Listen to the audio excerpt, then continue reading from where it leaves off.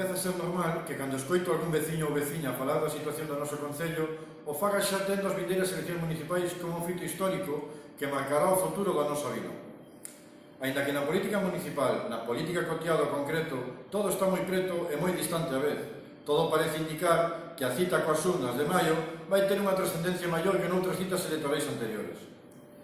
Esta necesidade imperiosa de gran parte da veciñanza de expresar o seu sentir a través do seu voto ven impulsada polo seu rexeitamento a este modelo de concello que nos está impoñendo o Partido Popular.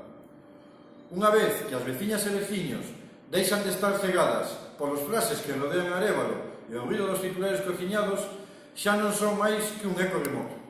Entón, empezan a decatarse do lesivas que son para o interese xeral todas as actuacións deste goberno municipal. De que xeito abrupto se decataron as asociacións veciñais de que o novo Pexón non velaba polo correcto desenvolvemento do noso concello, agora que temos as primeiras consecuencias visibles deste desastre anunciado, chamado Pexón, aprobado hai un ano pola maioría absoluta do Partido Popular, un Pexón que denota claramente que está feito por un partido que non ten un proxecto de concello para nós. Un Pexón que só busca arranxar problemas particulares puntuais esquecendo o interese xeral. Como se esvaneceu a fachada de boa xestora económica fabricada a base de triquiñuelas contables e moreas de maquillaxe. Grazas aos contundentes informes tanto de tesourería como de intervención municipal, as veciñas e veciños deronse conta da realidade sobre o que viñamos alertando. Sufriremos durante moitos anos as consecuencias da nefasta xestión económica de Arévalo, pero os anos poden convertirse en décadas de manterse 4 anos máis ao Partido Popular ao fronte do goberno municipal. Como necesitamos un novo goberno que nos saque da senda do déficit, sabendo racionalizar o gasto e, sobre todo, evitando a subida de impostos que inevitablemente se nos viría en riba de manterse esta política de fotocol permanentemente electoralista e sen control de gasto que pratica a señora Arévalo. Ata algo como a redacción dunha nova RPT, a Relación de Postos de Traballo, que debía valer para optimizar os servizos municipais, convértese nas súas mans nunha ocasión para perpetrar prácticas caciquís e perpetuar o enchufismo.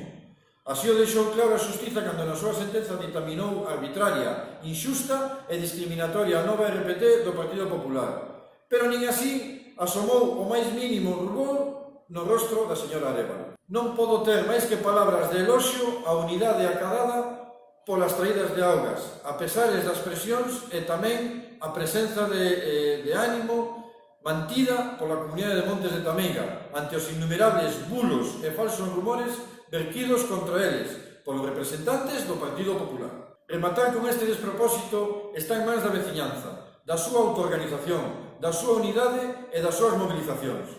Da súa forza nacerá a oportunidade nas eleccións municipais de 2019 para rematar con este disparate de converter a Mos nun arrabal de Vigo. Na mente sorteamos ese horizonte, como organización política, temos que contribuir a darlle visibilidade e presenza ás veciñas e veciños nas institucións, para que estas sirvan de altofalante ao seu rexeitamento e a este espolio do ben común. Cando se vexa en evidencia, poderá a señora Arévalo, por enésima vez, intentar escurrir o bulto e botarlle a culpa de todo aos técnicos municipais ou achacalo á ineptitude dos seus concelleiros. Pero neste desastre, os seus propios frases fixeron que quedara retratada para a posteridade a súa culpabilidade.